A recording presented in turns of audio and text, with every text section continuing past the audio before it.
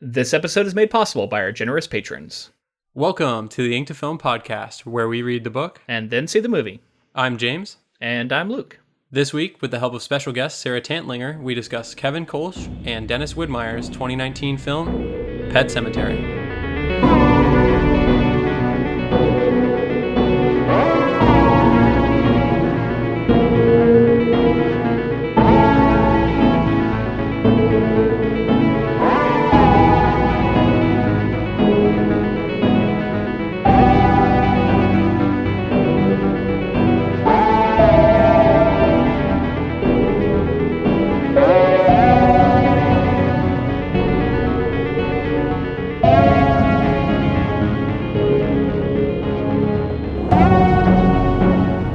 We'd like to welcome Sara Tantlinger to the show. Sara is the author of Love for Slaughter and the Bram Stoker Award-nominated collection, The Devil's Dreamland, Poetry Inspired by H.H. Holmes.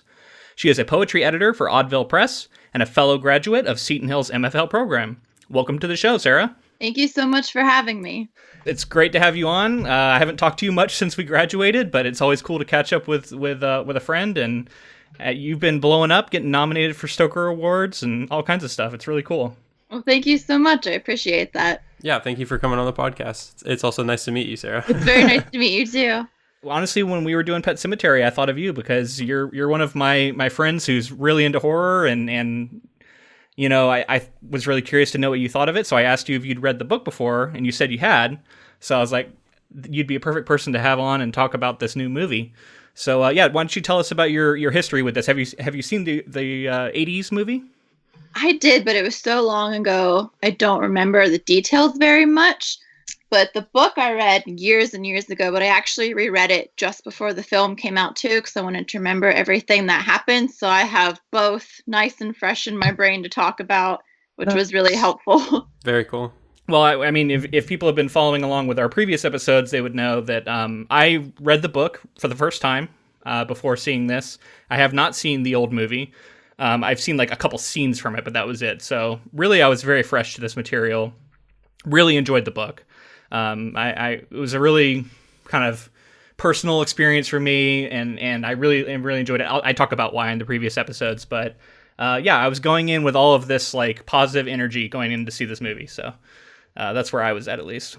Yeah, I enjoyed your coverage of the book. I just listened to that over the weekend, and you guys said all kinds of things I want to talk about too as we get into the movie and maybe compare that to how we all felt about parts of the book. Yeah, that's awesome. Thank you. Definitely. Yeah. Oh, so I also wanted to bring up you're editing, or you are in the process of putting together an anthology called Not All Monsters. Do you want to tell us a little bit about that? Absolutely. So Not All Monsters is going to be an anthology released by Strange House Books next year, probably in the fall. And it was a call for women who write horror. So it's a book completely by women who write horror. The table of contents is almost finalized. I'm just putting everything in the order that I want it right now. And then we'll edit the stories and get that out next year. I'm really excited. There are some amazing stories in here. I think this anthology is going to do really well. Women are scary and they are badass and they are telling amazing stories, and I cannot wait to share it with everybody. I can't wait to read it. That's so cool.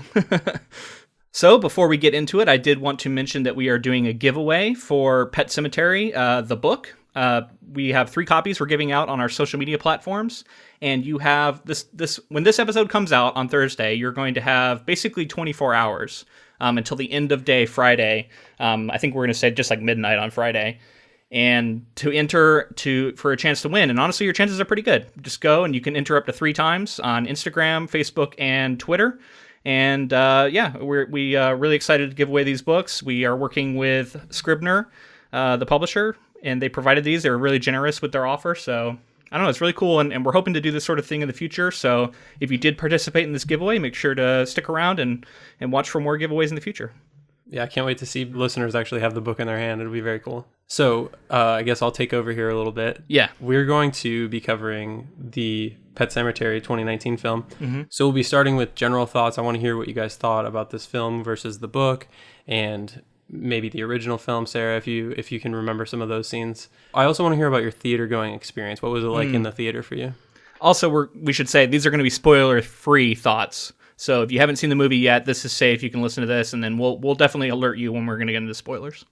So Sarah, how was your theater going experience? It was awesome because I went in the middle of the day on a Friday with a friend and nobody else was there. It was kind of this theater off the beaten path. So that was really good because I reacted very vocally to a lot of things in the movies and nobody was there. So I just got to talk and yell at the screen for a while.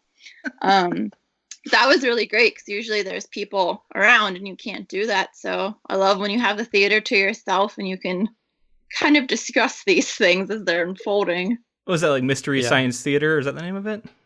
Yeah. 3000. Yeah, thank you. Yeah, for me, James, I went and saw this alone because my wife is not into horror, and she kind of talked about maybe giving it a go, but ultimately it was like I'm not gonna. I would have felt guilty bringing her to it because it would have freaked her out. So I said, "You just stay home. I'll go alone. It'll be fine." And then when I was there was like 3 or 4 other people around me who were all alone. So then it kind of felt like we were all there together, which was kind of cool. You guys should have sat. Did you sit next to each other? We were like, we all had like a gap of like 1 seat between us, and we were all around. It was pretty cool. Nice. Yeah. I mean, I guess that was fine. My main problem was that my chair was broken, and I was in like a full recline the whole time. Like that was my only option. I could not sit up. so that wasn't ideal. The theater that. That sounds like, and you just dealt with that, huh? You didn't pop over a seat and sit next to one of your buddies? It was okay. It was like, well, also I thought that would be weird if I just randomly halfway through the movie just scooched over next to somebody. But yeah, I mean, like, I like reclining during a movie. I just kind of like to have the option to sit up on occasion. So yeah, it was okay, but yeah, a little frustrating. So I went on Saturday night, and it was a pretty packed theater.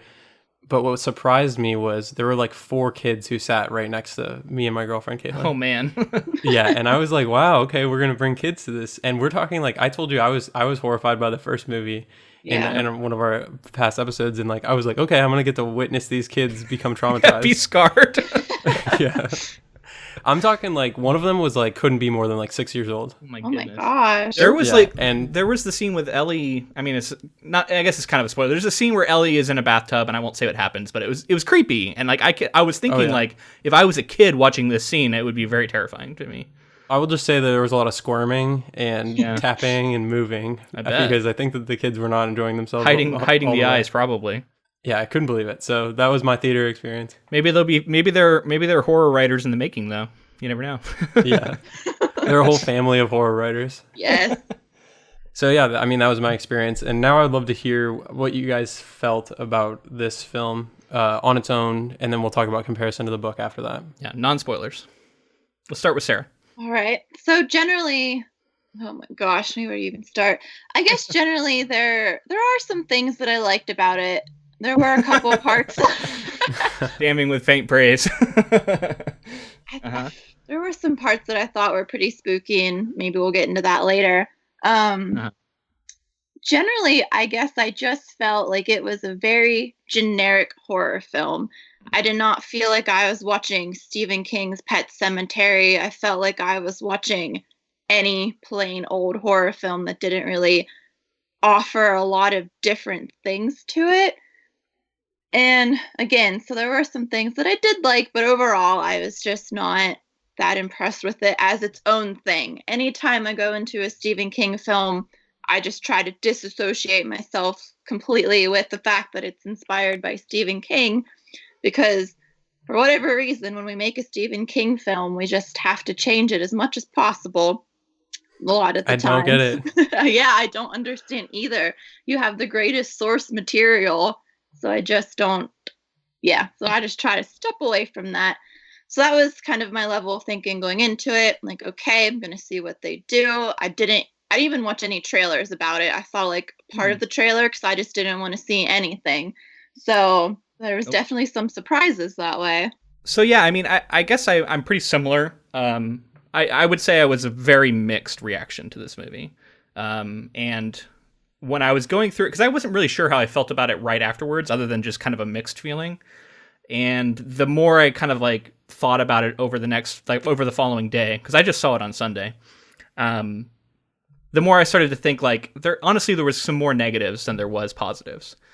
So I think it was like mixed, but overall a little bit negative for me, which I feel bad because like we always try and look at stuff from the point of view of the people who make it, right? And we know that a lot of work went into this, and people want to have a great movie, and we totally understand that. But for whatever reason, I think that this just didn't quite hit that for me for what I wanted from like a Pet Sematary adaptation. It just didn't hit all the things that I was really hoping for. And I haven't seen the 80s movie, so maybe it's way better. Maybe it's also got problems in different ways. I don't know. I'd definitely be interested to watch it, and maybe we'll do that as a bonus episode, James. But yeah, I was mixed. How about you, James? I had written down this sentence that I really felt like encapsulated my thoughts on it, and it was initially I would say for the first like quarter of the movie, I was really open and willing to whatever was going to happen. Really wanted to like it especially after our coverage, and you know I had my eyes wide open for other Stephen King references and nods and things that were going to go on.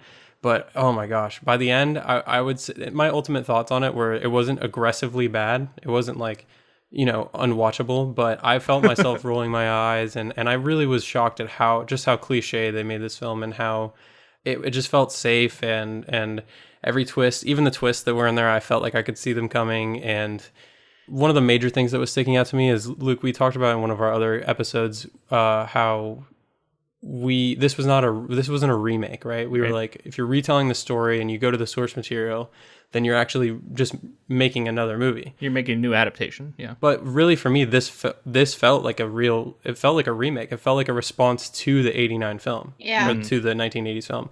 I think that it was more of a reaction to the old film than it was to the source material, and that's kind of where I landed on it. Yeah, I definitely agree with that. Cliche and safe, which is usually what makes horror boring for me. I want it to be something different. I want you to push those boundaries. And this just didn't. It censored a lot of stuff too, like from the book, even from the 80s film. Really? Yeah, I agree with that, definitely. I think one example of this is I wrote down, it was one of my first notes that I felt like I had to write down, was that they just went crazy with the fog machine. Did you notice that? Like there was just so much fog all the time, and it was so weird.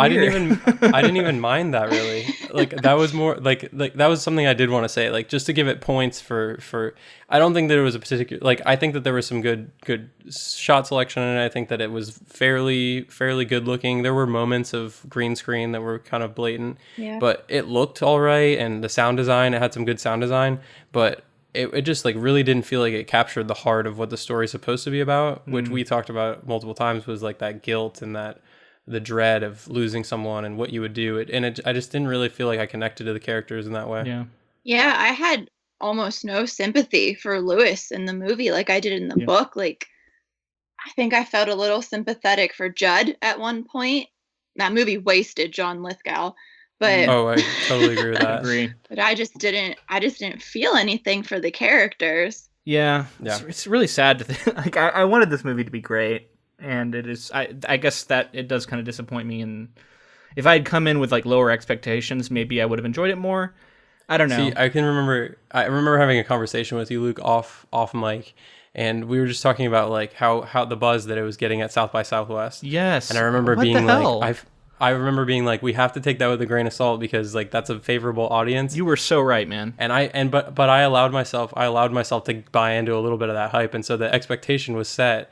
And then when I saw it, I was just pretty let down. Yeah, there was a lot of this positive buzz going around, and so I was kind of surprised that I didn't like it more than I did. They completely... So this... I guess I understand why people do this, but I was a little frustrated that we get 0 main accents in this movie. Oh, I know. Like, what the hell? Like, that's part of the like texture of this book was these like deep main accents, and we don't get any of that. Yeah.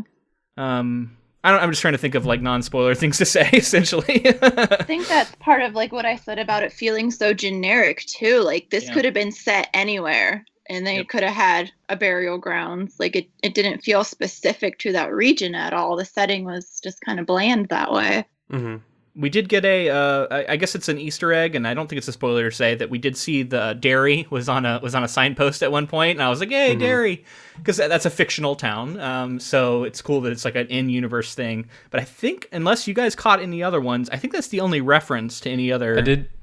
I heard one other one. You heard one other one? What was it? So at Ellie's birthday, it's not a spoiler. Okay. At Ellie's birthday, in the background, you can hear John Lithgow's Judd telling a story about a Saint Bernard. Yeah. Oh, cool! I missed that. Nice. So which is also a nod to the book because there was a Cujo reference kind of similar. Judd was telling a story to someone. Yeah, that's true.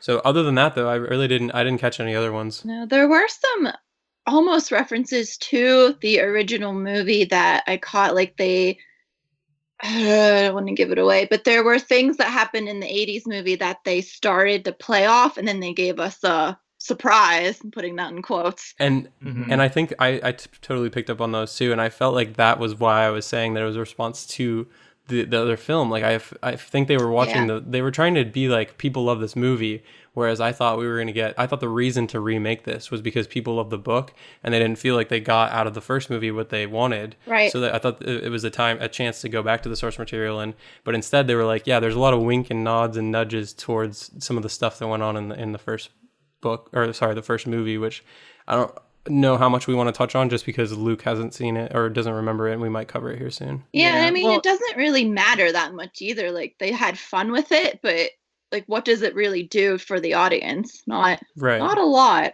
Yeah, and don't worry about it. If you guys want to talk about it, it'll be fine. And if the listeners are like frustrated that we're not explaining these takes in more detail, it's because we're saving it for it takes spoilers to talk about this stuff. But yeah, I have specific reasons why certain things weren't working that we will get into. I did want to talk about, so something I missed in the book coverage, I think, that I didn't really talk about was the idea of like the speeding truck as a metaphor. Which I think is kind of cool to think about for this project in general. And sort of, to me, it's like the metaphor of like death just speeding by your house, like literally like your front step. And it comes unannounced and it's scary. And like at any time, you know that like it could strike you. Well, and that kind of goes along with what Judd was talking about with the back in his day, that death would come to your house and have dinner with you or whatever. That kind of exactly. Yeah, from the book. So I think, and I guess like that is present in this movie, and so that's cool. That is something they needed to have. But I've always liked that metaphor about this, and I had a little bit of frustration with how it plays out in the movie, and which we'll talk about more in the spoiler section. No, I definitely agree with you. I mean, Stephen King loves his metaphors. He loves his foreshadowing. I'm actually rereading Carrie right now for a class that I'm teaching. I'm teaching Carrie for horror. And it's so funny to see how heavy he relies on. Like, every single page almost has red or blood on it in Carrie. Like, he is not subtle at all. As I was rereading Pet Sematary, I kind of caught on to that too. How I guess between Carrie and Pet Sematary, he kind of calmed down a little bit with it. Mm-hmm. But even in the book Pet Sematary, he loves his foreshadowing and he loves to put it right there for you. Yeah, the movie could have played with that so much more, and it just didn't. I think it relied more on like the twist. You know, they wanted to hit us with a twist and surprise us rather than that dread that Stephen King builds up with his foreshadowing, where you kind of know where it's going and you have to deal with it. Well, that was going to be my question. Like, when the foreshadowing is done well, why do you think it works well in the book, and why? And when you said like they could have maybe played with that a little bit more, like how could it have functioned in the movie in a way that it didn't?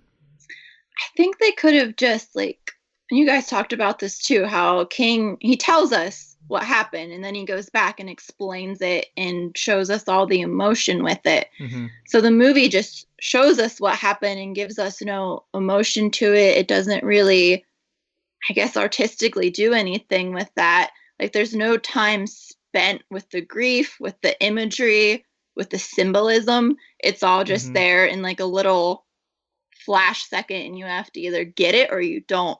Like, I think this movie would be really confusing if you haven't read the book. Yeah, I can see that. Or seen the original, perhaps. Yeah, I agree with that. All right, I think we've done as much as we can dancing around spoilers. James, you're going to tell us a little bit. I had one last question for you. I know we've talked a lot about negative stuff. Was there any positives that you want to talk about generally before we move on? I did like the bathtub scene. There's something there that we see that I thought was kind of creepy. I don't think I can talk about the rest without getting into spoilers yet. But there were some things that could have been really interesting. Yeah. I have a few things like that too that I'm thinking of that I did. There were a few things I really liked. So they did some major kind of reshuffling of a lot of the major plot points. So I can't really talk about it without spoiling it, but some of them I thought actually worked really well or it had the potential to work extremely well. And then some of them kind of fell flat. So yeah, I don't know how to talk about it without spoiling it though. So I guess we'll just have to save that. I felt like there were some things here and there, and like Sarah said, I think this somewhere in the structure or the skeleton of this movie is a better movie, but I think that they made a couple decisions that kind of led them down the wrong path. I think that Amy Seimetz, who played Rachel, was the standout for me in terms of performance. I think that, like we talked about, John Lithgow was a little bit wasted.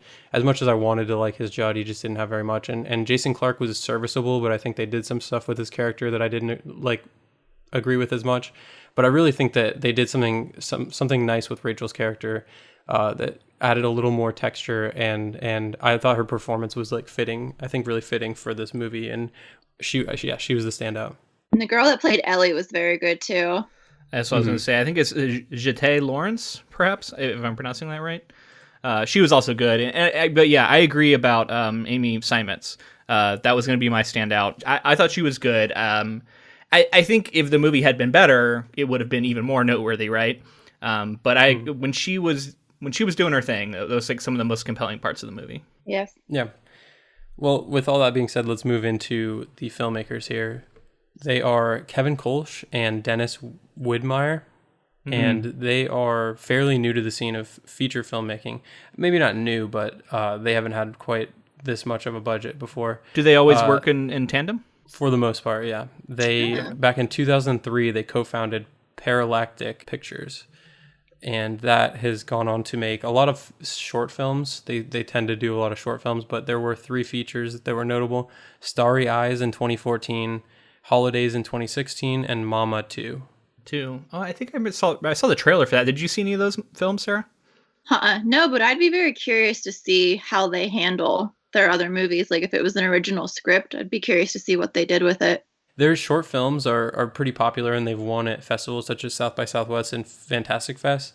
So I think that in terms of short films and indie films, they have made a name for themselves. And it was one of those situations where the studio saw these up-and-comers and wanted to give them a bigger budget film and see how they could work it. Okay. So Dennis Widmeyer graduated from Long Island University in 1999, and he started working as a PA on a lot of comedy films and things like that. And then, like I said, in 2003, with his longtime collaborator Kevin Kolsch, they founded Paralactic Pictures, and they began with back-to-back productions of 2 feature-length projects: Postcards from the Future, which interestingly enough is a documentary on the best-selling author Chuck Palahniuk. That's how you say that, right? Palahniuk? Yeah, Palahniuk. Yeah. And Absence is their other feature-length project. It's about a kidnapping mystery told from 3 points of view. So I thought that was interesting that they did a documentary about an author we may actually cover at some point. I'm surprised we haven't covered him yet, but we will eventually. That is interesting. So it sounds like they also kind of found a niche with their horror. Like you mentioned 3 horror projects in a row there, it sounds like they've done. So maybe that's their thing. So I don't know. We'll probably see more from them in the future, and maybe we'll look back at this and see it as like a slight misstep in an otherwise good career. I don't know. It'll be interesting to kind of track that. For sure. Okay, so let's move into spoilers. We're just gonna let loose here. We're gonna try to move chronologically, but I think it's gonna get pretty extreme. So yeah, we'll jump around, but yeah, we're gonna be full spoilers for the entire film. So if you haven't seen it and you care about that, now's the time to stop and maybe return after you do see it. I guess we're moving chronologically, so let's start right away. Judd's character change. And the way that Judd is handled in this is he goes from being that father figure to being kind of just a creepy old man that is lurking and looming, and you don't know what his intentions really are. Yeah. They changed sort of his backstory with Norma, and that she was the one that he brought back. I think that was an okay change, honestly, because it brought that closer to him personally, and like I can see why they did it. Like rather than have him, the Timmy stuff all got are basically erased. It's referenced, and that's about it.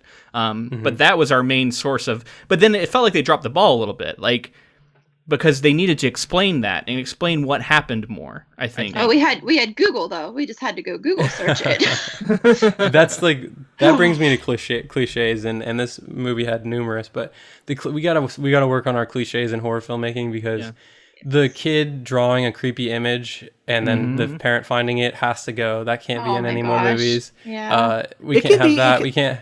Now, in defense of that, that's a trope that I can enjoy when done well. But if you're going to do it, you have to show me something truly creepy. You can't just show me a sloppy stick figure with some red coming out of its head. But like, no, it's come on, so like, it's to me that doing the drawing at this point is just like, I think it's just a red flag for saying I'm not trying that hard. And it didn't do anything. Like, it didn't serve any other purpose. They're just like, oh, it's creepy. And it's just, every one of these things is just reminding me of something else I didn't like. So that reminds me of Victor Pascal, and I was very frustrated with the way that character was used in this movie. It was so heavy-handed. He even says at one point, like early on, he says, "You helped me, so I'm going to try and help you," or something like that. And I'm like, you can't just come out and say that. Like, it removes all mystery of like this semi-haunting that Victor does, right? Even if that's the subtext, you can't just say it. Come on. The other thing that I didn't understand is that he haunts just everyone in this at one point or another. He shows up to every character. Ellie does see him in the book too, right? Because that is her a dreams, thing. In her dreams. Right, yeah. But in the real world, everyone's seeing Victor Pascal, and they've never met him before. Yeah, and I didn't like that he was like a token actor of color, and he's our only person of color in this film, and he gets killed right away. So I thought that was kind of, I don't know, like they were trying to be inclusive, but they did it in a really cliche way. It's bad because it's like, it is a little bit of tokenism, but if the character had been good, I don't know that I would look at that as critically, because I'd been like, oh, it's cool that they did that, and the character worked and was good. But instead the character was bad, so then it just highlights that was a bad choice. Exactly. And we could have seen some more characters, people of color. It definitely could have happened, and they just didn't do it. So it just further highlights the problem. Yeah. But yeah, I think the elephant in the room we have to mention is the biggest change, and that's Gage not being the one hit by the truck and it being Ellie, right? That was the big twist, and we got to talk about it. I want to hear Sarah's thoughts on this first. Okay. So I guess that's what everybody kind of saw in the trailer that I had missed from not watching the trailer. So. Was that revealed in the trailer? I didn't notice.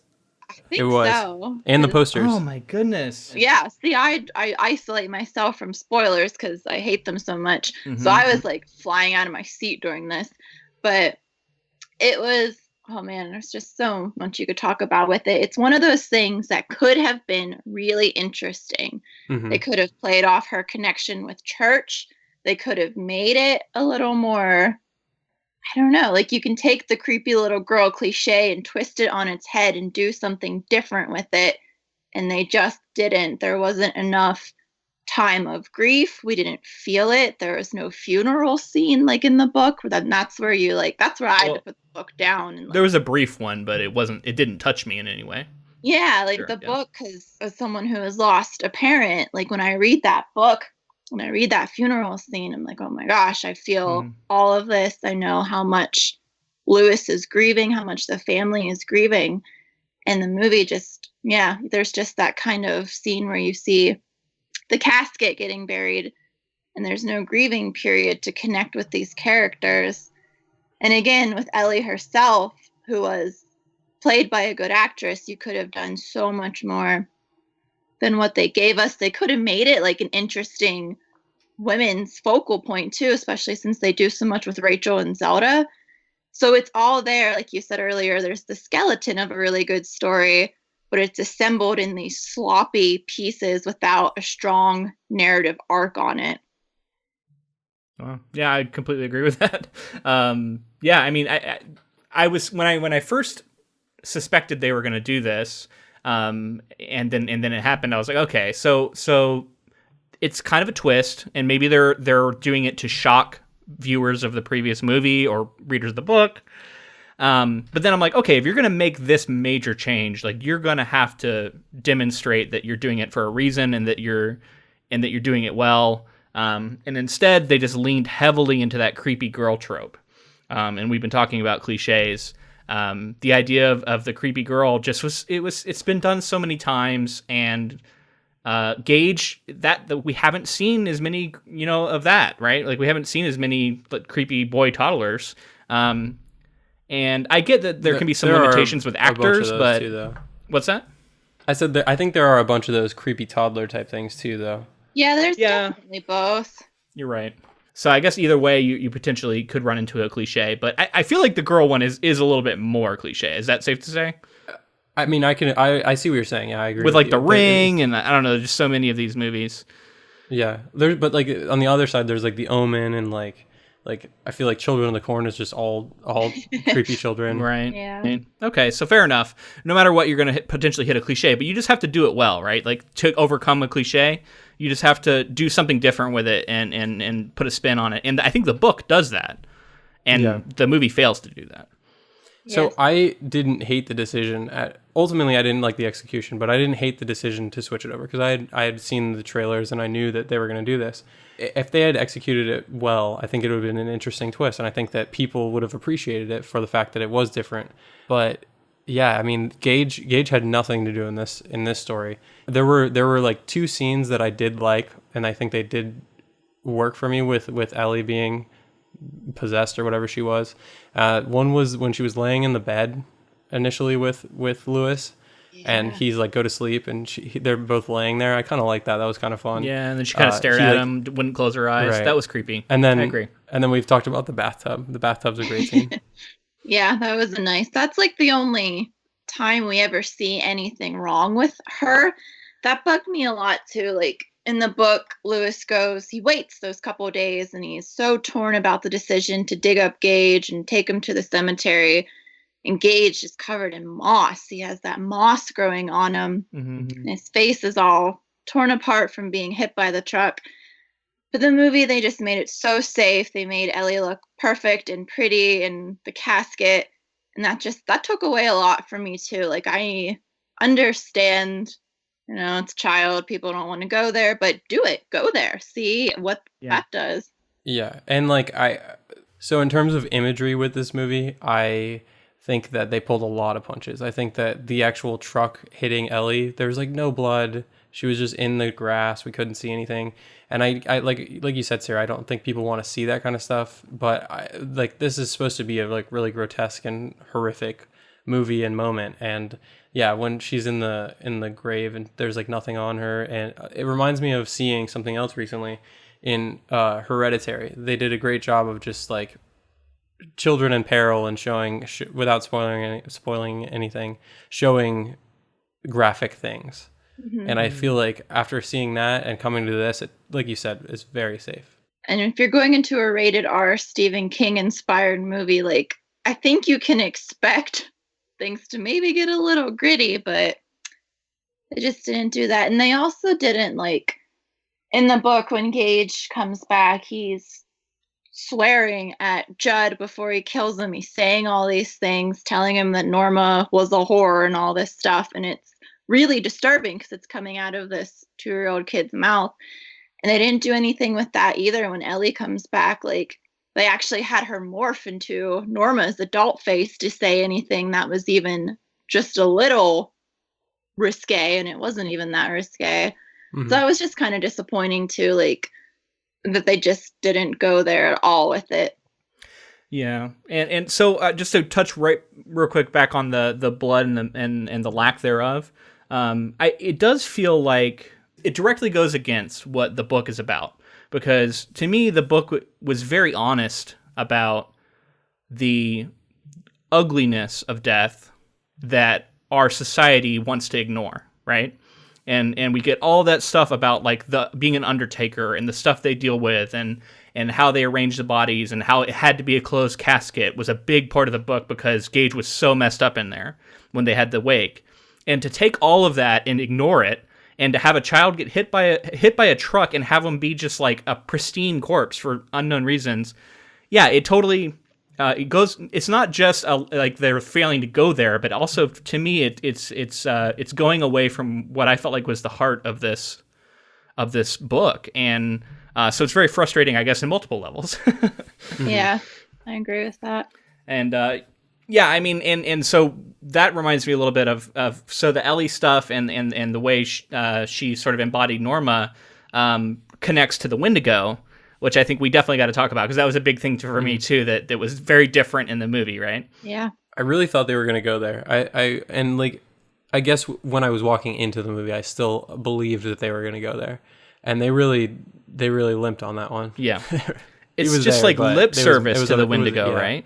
A mention. Yeah. Did you get a good look at him in the woods? Because I definitely did not. No, not at all. There's like a shape, like a dark, shadowy shape, and I thought that was like, okay. So I was at that point in the movie, I was still hopeful.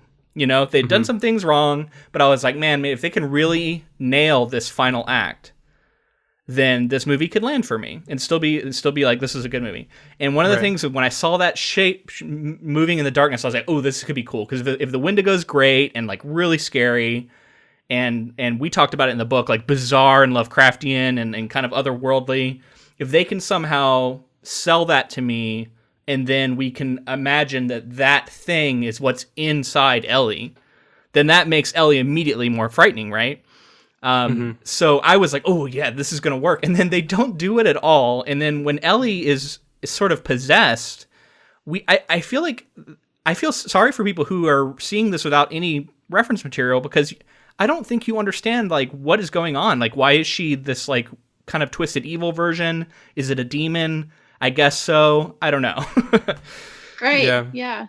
Yeah. And the specific scene of him seeing that 60-foot, crazy looking Wendigo, and then knowing that that's what's in Gage, made Gage so much more frightening in the book than anything we get from Ellie. I can't believe we didn't even get glowing yellow eyes or anything. I know, right? Come on.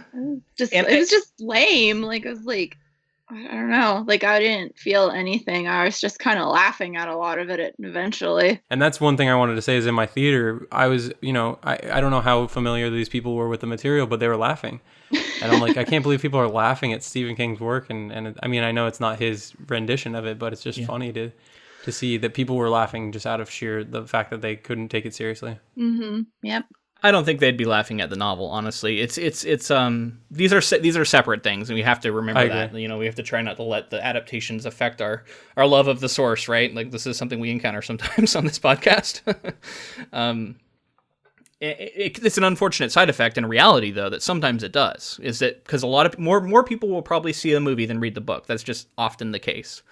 And so often people will bring that baggage into it, and it's kind of unfortunate. Which, by the way, since we're giving away the novels, like, yeah, definitely check out the novel if you haven't read it, because I think it's the stronger experience. And I think if you're looking for some genuine, I don't know, explorations of grief and fright and all this stuff, you're going to get a lot more of that in the novel. With this movie now coming out and knowing the source material and everything, we're going to get another Pet Sematary adaptation at some point. And I hope that just at that point they pull it off. If they get to do it again, please, whoever gets to make it, just lean into all the weirdness, lean into all the grief, lean into all of the character. Lean into the characters, please, because this one didn't have a lot of character. Yeah, the character development was almost non-existent. It was, and even with the Wendigo too, like, King doesn't do that much with it in the book. It's just there in little snippets.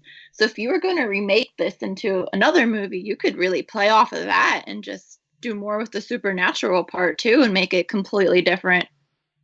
Yeah, and that's what I thought we were going to get. I was really hoping for that. And so when they go into what I guess I'm going to call the Mikmaq burial grounds, once they go over the deadfall and they go into this like other area. They purposely didn't call it the Mikmaq burial grounds in this one, and they made a point to say that it was indigenous people found the place as well and fled from it. So it's like an ancient power. It's always been there. It has nothing to do with any sort of Native American stuff, which I thought, that was a good choice to be more aware. I agree. Yeah. But so that area though, the burial ground, the ancient, whatever you want to call it, when they went into it, it was massive, and we could get this like aerial view of it, right? And we see all this like fog everywhere, and it's this big swamp, and then they find these steps that lead up to this set of this like I don't know, like pinnacle area where you bury, and it's very ritual. It seems like a ritual and all this stuff. And I felt like that all of that was leading to something that we did not get. And that's where I was very frustrated, because I was like, okay, if they're doing all of this, when he comes back later, like, we're going to see some craziness out here. And I thought we were going to get, this is where we're going to get the, like, artistic, clever CGI. We're going to get creepiness. We're going to see stuff in the background. And all we get is one shifting shadow, and that's it. And so I was very disappointed, because I thought like it was like they set it up and then they just whiffed. How did you feel about the moment when Lois like screams back at the Windigo? Because I actually was like, oh, it's kind of fun. I laughed. He's like freaking out, and he's like, after he's buried her, Ellie, he just like screams back at the Windigo. It was pretty wild. Yeah, I laughed. I was cackling, but yeah, that was just unnecessary. Yeah, man, I'm very frustrated with the way that went down. But I don't want to linger on it too long. Let's talk about something that I did like. Okay, and I'll be curious to see if you two liked this part or not, because I'm not like 100% sure that it was necessarily great, but I liked it, and that was a lot, not necessarily everything they did with Zelda, but a lot of what they did with Zelda, and the genuine, to me, horror of Rachel hearing the noise like in the roof. And then the moment when she looks in behind the medicine cabinet, and and Zelda falls down, like that was all like genuinely frightening and creepy to me. And it was all added, right? Like that doesn't happen in the book, not really, not in that way. And it worked for me. I'd be curious to know if it worked for you too. Felt very conflicted about that. Like in a way, it was creepy, and if I didn't know what happened in the book, I would have liked it more. But I guess in the book, just her watching Zelda choke to death really unsettled me a lot. And the fact that the movie just kind of took that away and had her fall down the dumbwaiter instead, I guess I was comparing them too much in my head to really appreciate what the movie did. But looking back and listening to you talk about it now, I think I can appreciate it a little bit more, especially when she's having the flashback with the medicine cabinet. That was a little unsettling, yeah. It was, I think I probably laughed the first time, but then the second time it kind of came up again. It's like, okay, this could have worked. And I did like some of the focus on Rachel and Zelda too. That could have been done in a more focused way. It could have been even more interesting if they had earned it, I guess. I feel like most of this movie just tries to give us things that they didn't really earn in their storytelling. That's what I tell my students all the time too. Like, you can't just throw in a spooky scene or a gross out scene if the rest of the story doesn't build up to that. It doesn't earn that payoff. I was also mixed on the Zelda stuff, because I do see what you're saying, Luke, with some of the creepiness. I think I was more into the stuff when she was like a child, and she was, when she was using the dumbwaiter. That stuff I think I liked. Her, like, the crawling on the ceiling stuff is another cliche that I don't know that I love anymore. Where it's like just like noises above you or something, and it does work. It builds the tension, but the actual scene of the in the bathroom with the medicine cabinet, that worked for me, where she like slammed it and there was nothing behind it but the medicine as it like creaked back open. Well, because I was waiting for the other cliche of like someone's in the mirror when you close it, or when you open it, you see them at an angle, and that's what I thought we were going to get. But instead, having it be this like dumbwaiter entrance was surprising, and so that I guess that's why it worked for me. It was a genuine surprise.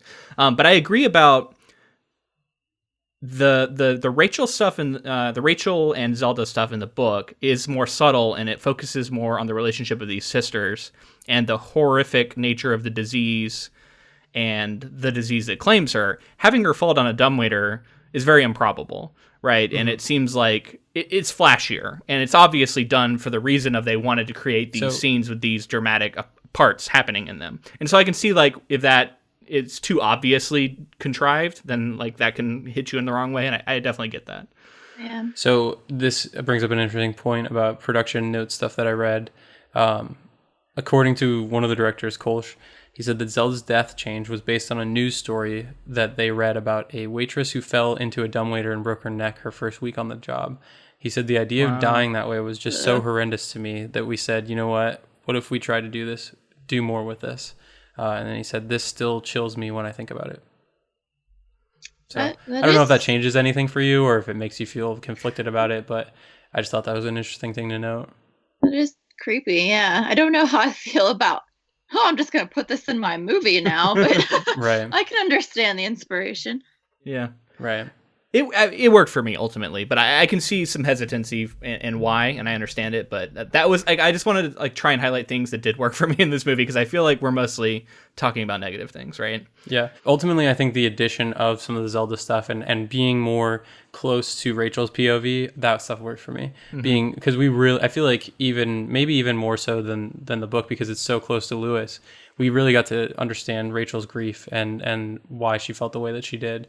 But then I feel like they pulled the rug out from us when I think the whole point is she can't deal with death because of what happened when she was a kid. And when we start the novel, he just accepts death for what it is. But ultimately, when put up against that situation, he can't stand by his word. He actually can't handle the grief, and he can't live with the death of someone he loved.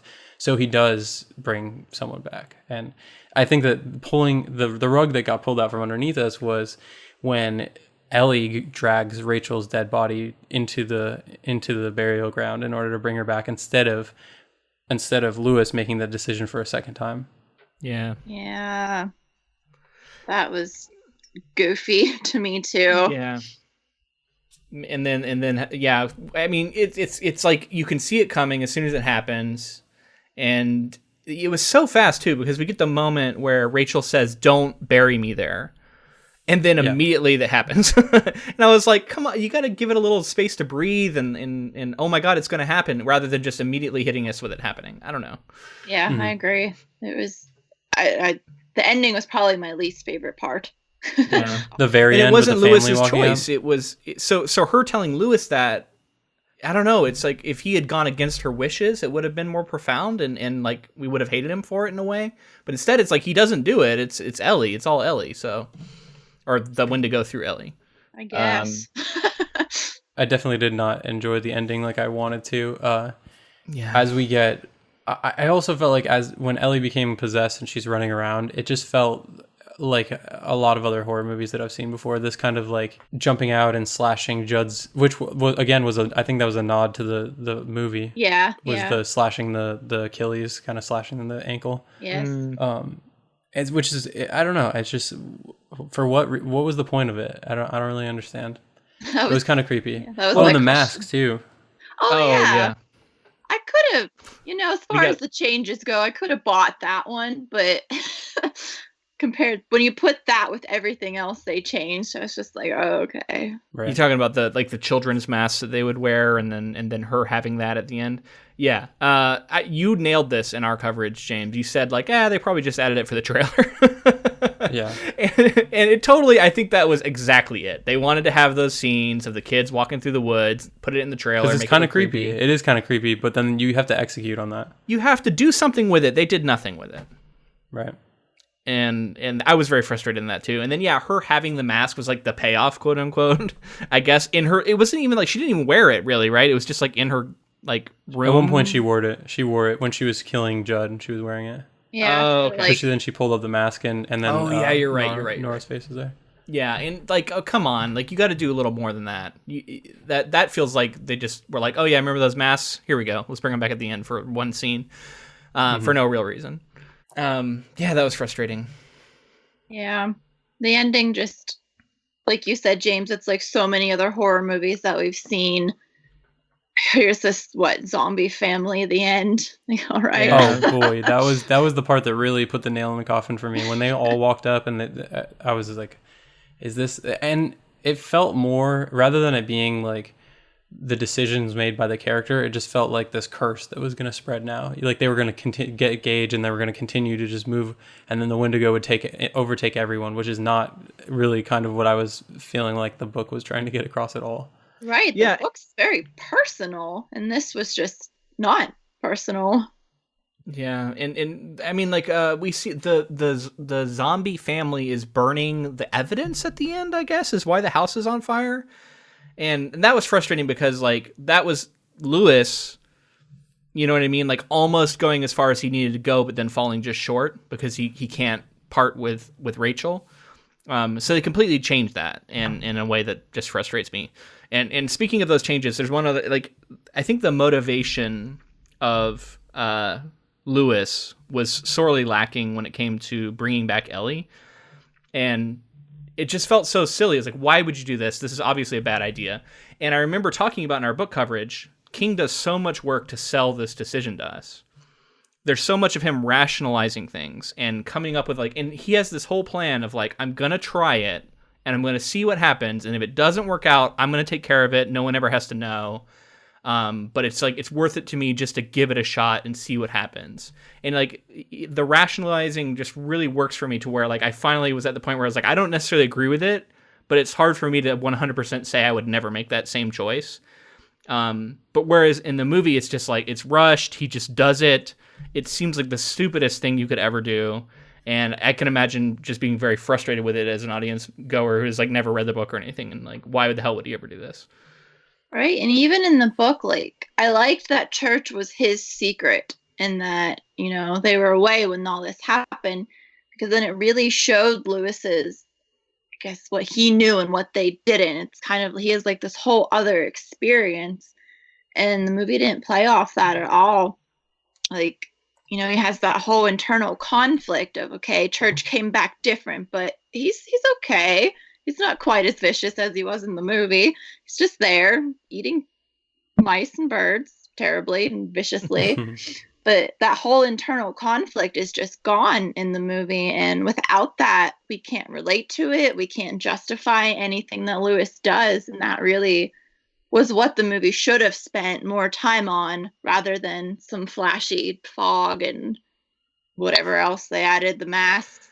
They would have spent more time on that. Fog machines. I stand by the fact that the fog machines were overused in this movie.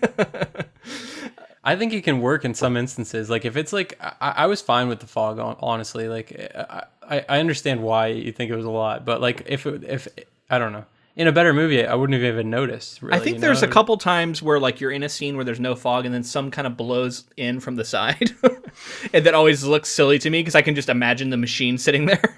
Yeah, some PA off to the side yeah. And I know that ground fog is a thing, it does happen, but I feel it also looks kind of different than what we got here. I don't know, it just didn't sell it on the authenticity of the ground fog didn't quite land for me. But real quick, before we get away from it, another standout performance. I gotta give it to him. The cat, Church the cat. I thought he was good. Yeah, Church was good. He was, and that. I mean, come on, that tie he wore to the premiere was just, super adorable. Cute. It's awesome, yeah. And I actually saw Captain Marvel the day before seeing this, which also prominently features a cat. Oh yeah. They both somebody who took a picture of each of the cats and was who was best at their premiere, and who wore it better, who wore it best kind of thing. That's amazing. I love that. Because they both wore little ties, right? Right. Yeah. Yeah. It was so fun. So I had to compare cat performances, and I liked both, but I think I got to give it a Church here. I think I think the cat made more sense in this movie, and I don't know. I really liked Church in this movie. So, but what you're saying is you're shouting out you're giving props to 5 different cats. I want you to know, because I think there were 5 cats. There were a couple. Really? Oh, I thought it was all one cat. I guess that makes sense though. They did a great job. I think I think each one had a specific thing they were trained to do. Right. Yeah, one was going to be creepy, one was going to be the playful, happy one. So. But I think, as far as cat performances go, I think we got a good one. And the way the animal was used is also what I'm obviously shouting out, right? The use of the animal, narratively, how it threaded in there, I thought was good. Right, and I mean the shot, that shot on the road when he's driving away of the mangled, nasty looking church, that's a great shot. It does look creepy, and it worked well for the marketing and everything. Yeah, I mean that cat is on every piece of marketing you see, basically, right? So yeah, definitely delivered there. And Church was even part of the family at the very end. They're all there, even the yeah, that's true. That's the other thing, is not putting down Ellie or Church again is also a weird change, because it just feels like this zombie family now. I think actually having Church die and actually having Ellie die makes Rachel coming back, I don't know, it just feels like there's way more weight to the idea that he is killing people and bringing people back willy-nilly at this point. Yeah. And killing things. And Lewis is alive at the end of the novel. A living normal person who's just who has done all these things and now has to be reckoned with his choices, right? And faced with his choices. And we don't get that because he is like mercifully killed, I think, and it saves him from having to deal with it. And at the end, I guess we see Gage being the one who's faced with the zombie family, but he doesn't know what's happening, so he doesn't have to deal with the consequences. He didn't make it happen. He's just caught up in it. Right. The idea that Lois went through all this and his comeuppance was just dying, and it wasn't that he had anything more in store or any sort of like cursed life. Right, there's no consequences. There's nothing to be learned. Like when you go out of this film, what are you supposed to have really learned from it? Are we supposed to be creeped out? Like, is there some kind of parallel to real life like you get in the book where you can understand that? I just left this movie and was like, all right, thanks. So I have a couple of little things that I wanted to talk about. The decision to start with the wreckage and the ultimately where we ended up. What did you think of that? Because seeing the fire and coming in that aerial shot over top of the house, did you think that was weird, or how did you feel about that? It was fine, but I've seen it before. Maybe I'd be curious if you hadn't read the book, maybe you would have a different thought to it. But if you know it's coming, then you're kind of like, okay, there's horror movies sometimes do this. They just start with the end and then tell it in reverse. I think it's kind of a cliche, but it can be done well. To me, it got me kind of excited because I recognized the elements of the book, right? I was like, ooh, they're leading to the same place, you know? And but then it ended up disappointing me because I felt like I had been cheated a little bit, because I thought that the beginning was telling me as a book reader, there may be some changes here, but we're leading to the same result.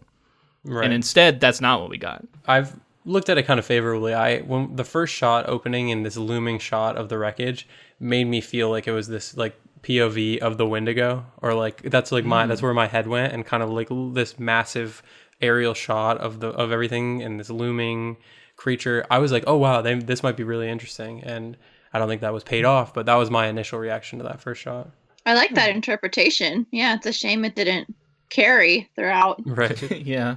I did want to shout out one other thing I liked.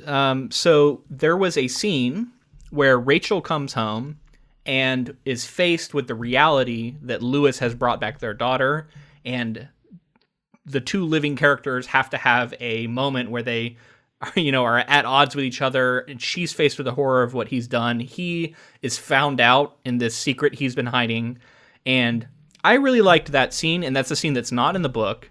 And I think to bring it into the movie is a nice thing. It's like in an alternate version of the story, we see what happens when these two characters are faced with each other and full knowledge of what happened. And so I just wanted to give him props for that scene. Like, I liked that it was there. I don't necessarily like everything that happened after or before that, but that moment I did like. Yeah, the tension was pretty good there. The hug that Ellie gives Rachel, I thought Rachel did a great job in that scene as well, where Ellie's hugging her and she won't hug her back, and she's immediately refusing this kid, and the kind of the tension that was built up when Ellie ran up the stairs, or I'm sorry, when Rachel ran up the stairs and Ellie was like, she doesn't want me here. I actually felt like that was pretty powerful. Like, just the idea that like you're like, oh shit, this creature is not going to be happy that she immediately saw through this fake Ellie. Mm-hmm. And that's completely different than what happens in the book, because Rachel, when she first sees Gage, goes in for the hug even after everything else that's happened, right? Which I don't is good in a different way, I guess. But I agree. I actually did like the sort of like refusal of the hug too. Maybe this version of Rachel it made more sense for. So Stephen King proposed an alternate ending because he saw a digital screener of this movie before it came out. Really? His ending is, which I don't know how he ultimately feels about the movie. It seems like he's been standing by it a lot, and I mean, he stands by a lot of this stuff. And I mean, when somebody's adapting your work, you stand behind it. That's kind of just the way it goes. I don't know though. Historically, other than The Shining, right? He doesn't. Yeah, so I don't know. That's really something. So maybe it had something to do with his age or like where he's at with his stories and stuff. Yeah. But yeah, he's standing behind. I mean, beside this one, which I think, yeah, like you said, I think that's what you do. You just kind of want everybody to see it, and then maybe that'll make them revisit the actual source material you wrote. So in this proposed alternate ending, Gage is walking up the middle of the road, dawn is approaching, and a truck is heard coming. And this is quote King. He says, "And think, oh my God, he's gonna get greased in the road. That's how this is gonna end."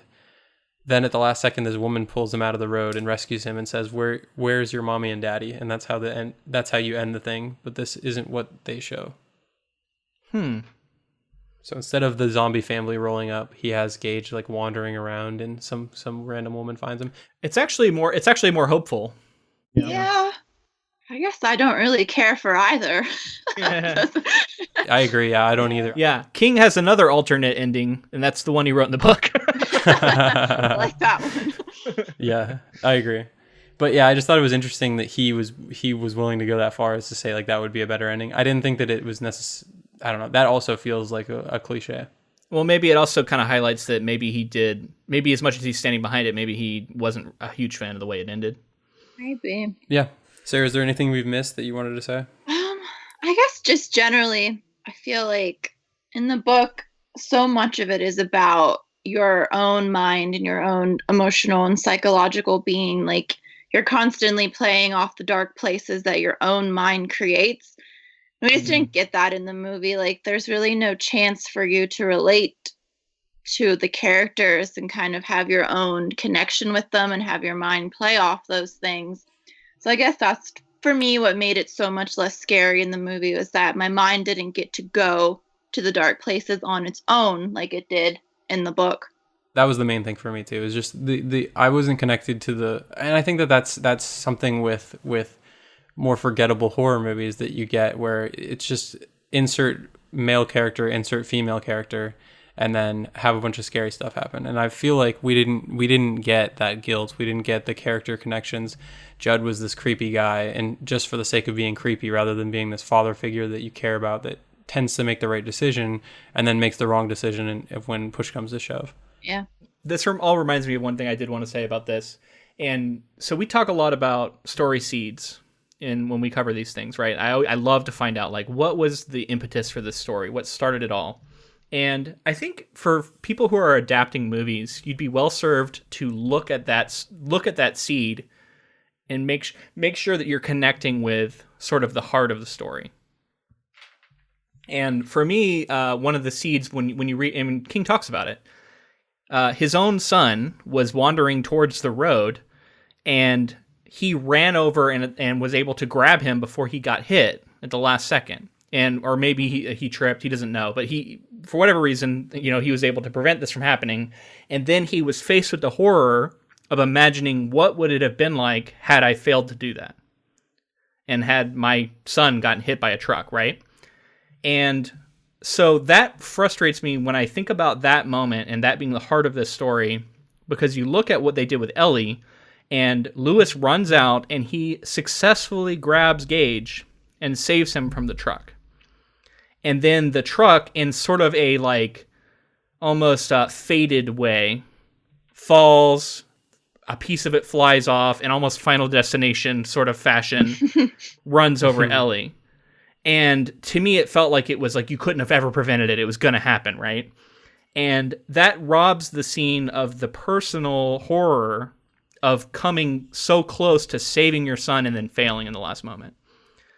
And instead, it's like he successfully saves his son, but then Ellie is just kind of killed by a force that he had no way to prevent. And to me, that's a really frustrating subversion of that. And at the heart of the story, that's one of the major conflicts and when we talk about the grief, like, it makes it so personal for Lewis, and instead that's all stripped away. And I don't know, that's just something that I feel like was a big miss, and then a lot of the failures of the movie are kind of born out of that decision. That's a good point. I agree. So it's interesting because I think that they got caught up in making things different. I think that they were like, what are audiences expecting? And all they wanted to do was subvert expectations, but they didn't stop to ask why enough, maybe. Yeah. You know what I mean? Like you were saying, a kind of getting away from what the actual beginning and what this story is really about. I think there are ways to subvert expectations. And yeah, it just gets me thinking about these adaptations. And when I think people get too worried that if they don't change the story enough, that it won't be their own story. But you can adapt something and it be very similar to the source material and still put your own spin and your own tone and your own atmosphere on it. Mm-hmm. And I don't know. I think that I've seen it done really well a lot. And it's just a bummer when people, when they're not able to pull it off. Mm-hmm. Yeah, that happened with the Carrie too, the newer one, the remake of the remake. Like Oh, I they didn't see that. tried, they don't bother. They tried almost to make it a little more modern, but they didn't change anything almost. Like it was just so incredibly boring because you could do so much to make a different modern Carrie, but I felt they pretty failed epically at that. So again, I don't know what it is about Stephen King movies and remakes that makes people lose their minds, but Yeah. I believe someday someone will give us something worthy. That's what I'm Well, hoping. we both, at least, and I'd be curious to know just briefly your take on it, since it's a completely different movie. But we both enjoyed the new It version, modern retelling of that, I guess you want to call it that. And we're going to get part 2 later this year, which we will be covering on the podcast. So it'll be interesting to revisit that project. Did you like that at all? I thought it was okay. I didn't hate it, but I didn't love it. It was pretty much in Okay. the middle of it. But I'll be interested to see what they do with part 2. I just didn't like how they what they did with Bev's storyline in it compared to the book. So Oh, if I they can make see her that. Yeah. yeah, if they make her more proactive and make her more centered like she was in the book for the second part, maybe I'll be more interested in it. I mean, I think with Jessica Chastain, you have to do that. She's awesome. They're gonna kill it. I hope The casting is great for it, so I'm very excited. Yeah. We're very excited. If you like Stephen King, definitely stick around because we will be back for It Part 2. I think we're going to actually rewatch the miniseries because I've never seen it in its entirety. So I think we're going to rewatch the miniseries, do an episode on that, and then we'll come back for It Part 2. That'll also just kind of remind us of everything. So yeah, definitely stick around for that. Also, we wanted to announce we're going to be covering Two Towers by Tolkien. Next. So very different sort of project, but if you like classics and genre, I guess, then you can come back for that. We did Fellowship earlier last year, and we're going to be coming back for Two Towers next. Yeah, and if you listen to our Fellowship coverage, you know how massive this world is for me and Luke, actually. So we're excited to get back into it. Yeah, and so if you wanted to find Sarah online, where can they find you? I'm on Twitter at SarahJane524.